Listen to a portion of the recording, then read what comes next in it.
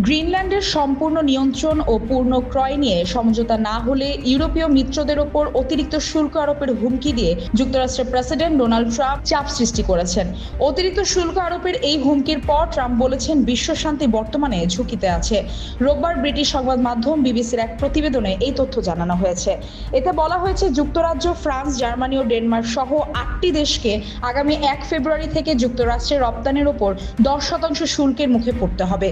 গ্রিনল্যান্ডের পূর্ণাঙ্গ মালিকানা হস্তান্তর অথবা পুরোপুরি বিক্রিতে যদি ইউরোপীয় মিত্ররা একমত না হয়, তাহলে আগামী জুন থেকে ওই শুল্ক বেড়ে 25% পৌঁছাবে। শুল্ক আরোপের এই হুমকির পর মার্কিন প্রেসিডেন্ট বলেছেন, বিশ্ব শান্তি ঝুঁকিতে রয়েছে, কারণ চীন ও রাশিয়া গ্রিনল্যান্ড চায়। তিনি বলেন, কেবল যুক্তরাষ্ট্রই এই খেলা খেলতে পারে। নতুন গোল্ডেন ডোম প্রতিরক্ষা ব্যবস্থার সর্বোচ্চ সক্ষমতা ও কার্যকারিতায় চালানোর জন্য দ্বীপটির নিয়ন্ত্রণ তার প্রয়োজন বলে মন্তব্য করেছেন তিনি।